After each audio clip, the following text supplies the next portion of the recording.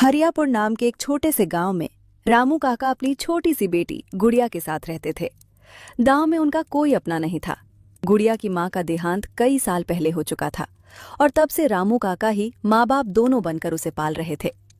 रामू काका का एक छोटा सा मटन करी का ठेला था। अगली सुबह रामू काका अपना छोटा सा ठेला लेकर हमेशा की तरह चौराहे पर पहुंच गए। ठंडी हवा चल रही थी और आसमान में हल्की धूप फैली थी। रामू काका मन ही मन सोच रहे थे, हे भगवान, अगर आज 2-3 प्लेट मटन करी बिक जाए तो घर का खर्चा चल जाएगा। गुड़िया की किताबें भी लेनी है। तभी एक दुबला पतला फटे कपड़ों में लिपटा छोटा बच्चा उनके ठेले के पास आया। काका, मुझे बहुत ज्यादा भूख लगी है, क्या आप मुझे मटन करी खिला सकते हो? पैसे अभी नहीं हैं। रामू काका ने उसकी हालत देखी, दिल भर आया। उन्हें अपनी ही गुड़िया याद आ गई। अरे बेटा, क्यों नहीं, खाना भूखों का हक है। ये ले, गर्मा गर्म एक प्लेट। वो पूरी प्लेट चुपचाप खा गया और बोला, धन्यवाद काका, भगवान आपको बहुत खुश रखे। कुछ देर बाद दूसरे गांव से एक आदमी आया, लखन। उसके कपड़ों और चाल ढाल से लगता था कि वो थोड़ा संपन्न है। अरे काका, इस उम्र में भी ठेला लगाए हुए हो? क्या बताऊं बेटा, घर में बैठे बैठे मन नहीं लगता, ऊपर से कमाने वाला भी और कोई नहीं। एक ही बेटी है मेरी गुड़िया, बस रोज 2-3 प्लेट बिक जाती हैं तो गुजारा हो जाता है, और मुझे चाहिए भी क्या। सही बात है काका, चलिए मेरे लिए भी एक प्लेट लगा दीजिए। रामू काका ने तुरंत एक प्लेट गर्मा गर्म करी परोसी। लखन ने पहला ही कौर खाया तो उसकी आंखें चमक उठीं।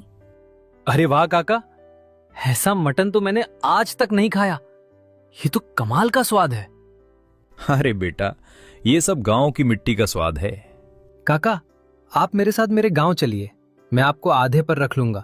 जितनी कमाई होगी आधी आपकी आधी मेरी, खूब चलेगा आपका स्वाद वहां।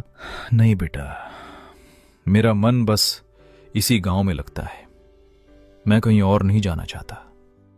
काका, आपका मन लगता है ये बात सही है, लेकिन आपकी बेटी भी तो है, उसकी शादी, उसका भविष्य, क्या ये 2-3 प्लेट बेचकर उसकी जिंदगी बन पाएगी? रामू काका चुप पड़ गए। लखन की बात दिल में उतरती चली गई। बात तो तू ठीक कह रहा है बेटा। ठीक है, मैं कल से तुम्हारे गांव आ जाऊंगा। लखन चला गया। रामू काका जब घर पहुंचे तो देखा कि गुड़िया चूल्हे के पास बैठी आग जला रही थी। अरे बेटा, बाहर तो बहुत ठंड है, अच्छा किया तूने आग जला ली। हाँ पिताजी, मैं आपका इंतजार कर रही थी, आप देर क्यों कर दिए? बेटा, हमें कल से दूसरे गांव जाना है। पर क्यों पिताजी, हम अपने गांव में ही ठीक थे, क्या हम इस गांव में नहीं रह सकते?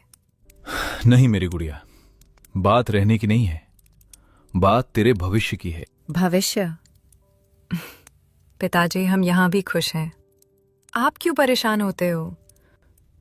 देख बेटा, एक लड़का आया था, लखन। वो दूसरे गांव में एक बड़ा होटल चलाता है। उसने मुझे काम पर रख लेने का वादा किया है, अच्छी कमाई होगी। पिताजी, मुझे आपकी खुशियों से बढ़कर कुछ नहीं, जहां आप रहोगे वही मेरा घर है।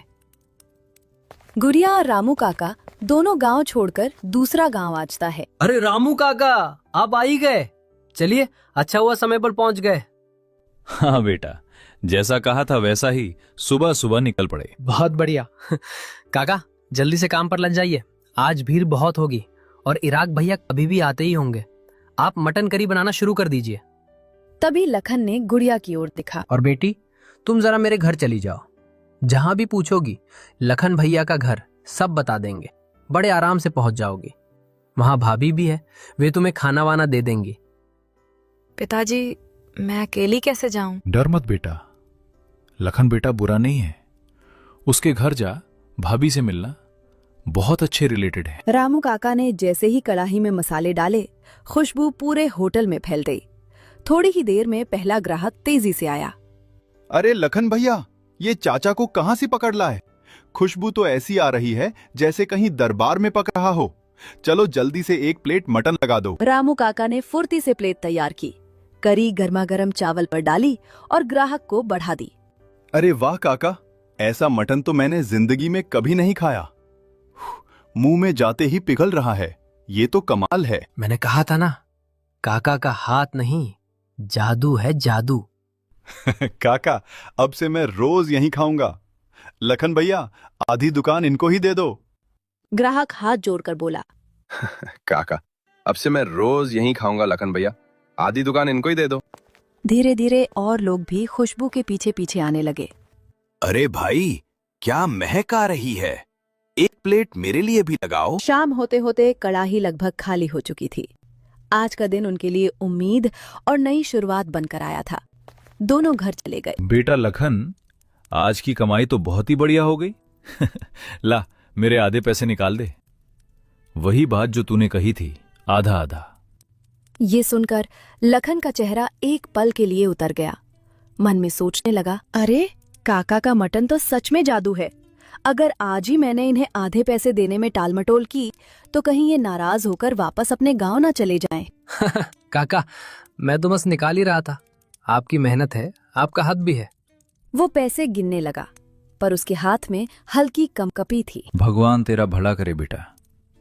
आज पहली बार ऐसा लग रहा है कि मेरी गुड़िया की जिंदगी संभल जाएगी। काका, कल हमें और भी जल्दी उठना होगा। सुबह सुबह ही मटन बनाना है।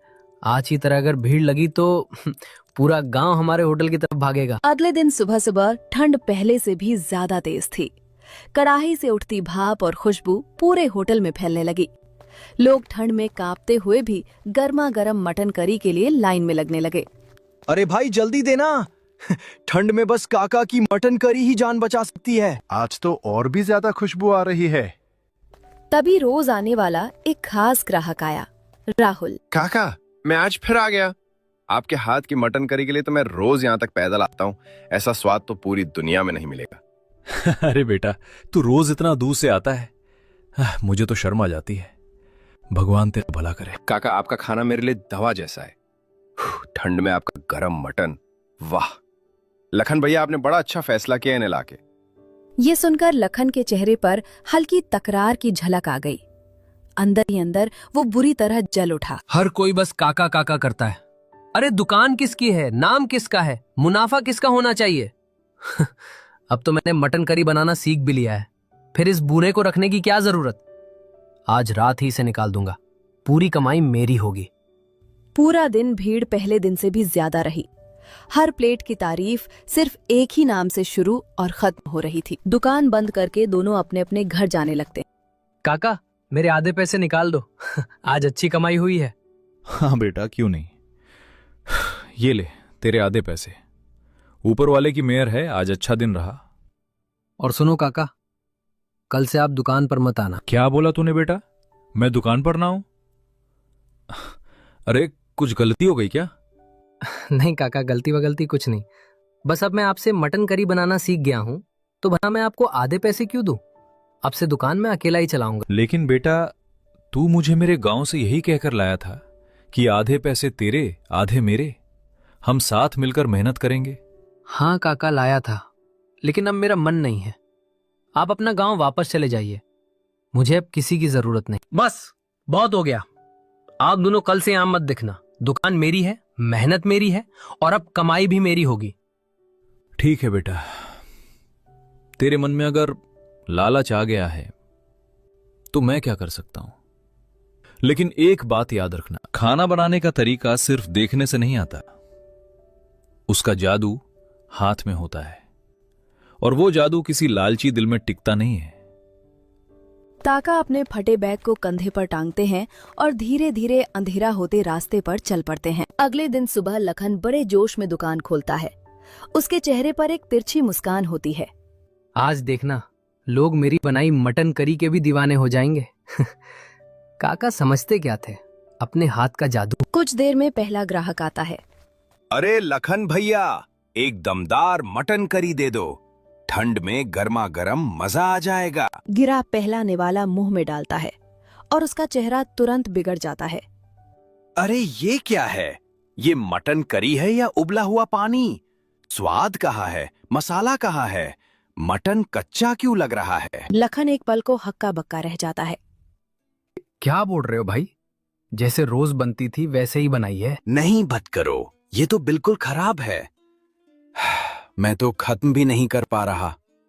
इतने में सुनील तेजी से आता है, हाथ रगड़ता हुआ, ठंड से जूझते हुए। लखन भाई जल्दी से एक प्लेट मटन करी लगा दो, ठंड में कुछ गरम खा लूं। और काका कहाँ है? दिख नहीं रहे 2 दिन से। लखन बिना जवाब दिए प्लेट रख देता है। सुनील को और लेता है और तुरंत थूकने जैसा मुंह बनाता है। अरे ये किसने बनाई है? ये तो बिल्कुल खराब है। मैंने तो काका के हाथ की करी खाई है, उसमें तो जान होती थी। लेकिन ये तो कुछ भी नहीं है। लखन की भौहें सिकुड़ जाती हैं। यार प्लीज ऐसे मत बोलो, बन तो वैसे ही रही है जैसे काका बनाते थे। अरे हाँ हाँ, बिल्कुल बेकार है। मटन जैसे कच्चा पड़ा हो, मसाला जैसे कहीं खो गया हो। अरे लखन भाई, ये आपके बस की बात ही नहीं है। सच कहें तो बेटा, काका के हाथ में सच में कोई जादू था और तूने उन्हें निकाल दिया लालच में। एक एक करके सारे ग्राहक प्लेटें छोड़कर चल देते हैं। दुकान के सामने सन्नाटा छा जाता है। राहुल को कई दिनों से काका की याद सताने लगती है। काका की बनाई मटन करी का स्वाद ही नहीं, उनकी हंसी, उनकी बातें सब उसके दिल में बस गए थे। एक दिन वो ठंड में कांपते कांपते काका के गांव पहुंच जाता है। अरे काका, अब यहाँ क्या कर रहे हो? आपने दुकान क्यों छोड़ दी? अब तो आप हमारे गांव में दिखते भी नहीं। सब लोग आपको बहुत याद कर रहे हैं। क्या बताऊं बेटा राहुल, दिल टूट गया बस। लखन मुझे मेरे गांव से ये बोलकर लाया था कि आधी कमाई उसकी और आधी मेरी। सोचा था चलो मेहनत कर लूंगा, गुजारा हो जाएगा। पर जैसे ही कमाई बढ़ी, उसका मन बदल गया। काका, उसने बहुत गलत किया आपके साथ। लालची इंसान था वो, आपको इस्तेमाल किया और फिर निकाल दिया। लेकिन काका, एक बात जान लो, किसी के देखने से रेसिपी नहीं सीखी जा सकती। आपके हाथ में जो जादू है। बेटा अब कहां से शुरू करूं? न ठेला है, न बर्तन, न ही पैसे बचे हैं। थोड़े बहुत जो जमा थे, सोच रहा हूं बेटी की शादी कर दूं। मेरी उम्र भी ढल रही है बेटा, किस किस चीज के लिए भागूं? काका, आपने मुझे हमेशा बेटे की तरह प्यार दिया है। अब आपकी बारी है कि मुझे आपको संभालने दो। नहीं बेटा, मैं तेरे पैसों पर बोझ नहीं बनना चाहता। तू खुद मेहनत करता है, तेरे भी तो सपने होंगे। काका, आप बोझ नहीं, गौरव हो मेरे लिए। और रही सपनों की बात, मेरा एक ही सपना है, आपकी दुकान फिर से चले, आपकी मटन करी से गांव में खुशबू फैल जाए और आपकी बेटी की शादी धूमधाम से हो जाए। तू सच कह रहा है बेटा? क्या तू मेरे साथ ठेला चलाएगा? हाँ काका, आप बनाना, मैं बेचना। आपका सम्मान हमेशा सबसे ऊपर रहेगा और कसम से मैं आपको कभी अलग नहीं करूंगा। हम दोनों एक टीम रहेंगे। राहुल के साथ काका का ठेला दोबारा लग चुका था। सुबह सुबह गांव की गलियों में मसालों और देसी घी की खुशबू फैलने लगी थी। कुछ ही दिनों में ठेले पर भीड़ उमड़ने लगी। पहला ग्राहक गरम गरम भाप उठती कढ़ाई देखता ही बोल उठता, अरे काका, आप वापस आ गए। हम तो समझ बैठे थे कि अब कभी आपका मटन खाने को नहीं मिलेगा। कहाँ जाऊंगा मेरे भाइयों, बस जिंदगी ने थोड़ी परीक्षाएं ली थीं। अब आया हूं तो रोज ताजी गरम गरम मटन करी खिलाऊंगा। आप जैसे लोगों की दुआएं जो साथ हैं। ग्राहक पहला निवाला खाते ही तालियां बजा देता है। अरे वाह काका, ये तो वही पुराना जादुई स्वाद। कदम जबरदस्त। आपके हाथ का मटन तो दिल में उतर जाता है। कई महीनों से दुकान बहुत अच्छा चल रहा था। राहुल भी काका की तरह प्यार और सफाई से मटन करी बनाना सीख चुका था। काका बिस्तर पर लेटे थे। राहुल घबराकर उनके पास बैठ गया। काका, क्या हुआ? आप ऐसे क्यों लेटे हो? डॉक्टर को बुलाऊं? नहीं बेटा, मुझे लगता है मेरी उम्र का वक्त पूरा हो रहा है। बस कुछ बात मैं तुझसे कहना चाहता हूं। काका, ऐसी बात मत कहिए, आप ठीक हो जाओगे। बताइए क्या कहना है? आपकी हर बात मेरे लिए हुक्म है। राहुल, तेरे ऊपर एक जिम्मेदारी छोड़कर जा रहा हूं। मेरी गुड़िया, मेरी बेटी, इस दुनिया में उसका कोई नहीं बचा मेरे बाद। पिताजी, आप हमें छोड़कर मत जाइए, हम अकेले कैसे रहेंगे? बेटी, हर इंसान को एक दिन जाना होता है। मेरी चिंता सिर्फ तेरी जिंदगी की है। राहुल जैसा लड़का मैंने बहुत कम देखा है, सीधा, मेहनती और दिल का साफ। राहुल बेटा, अगर तुझे मंजूर हो तो तू मेरी बेटी का साथ निभाना। मुझे सुकून मिलेगा कि वो अच्छे हाथों में है। काका, ये तो मेरे लिए सम्मान की बात होगी। मैं वादा करता हूं, मैं गुड़िया का हमेशा ख्याल रखूंगा, उसे कभी अकेला महसूस नहीं होने दूंगा। मैं उसकी जिंदगी भर इज्जत और खुशी दूंगा। कुछ देर बाद काका आंखें बंद करते हैं, शांत भाव से, बिना किसी दर्द के अपनों के बीच अंतिम सांस लेते हैं। कुछ समय बाद राहुल और गुड़िया की सादगी भरी शादी होती है। शादी के बाद दोनों मिलकर फिर से काका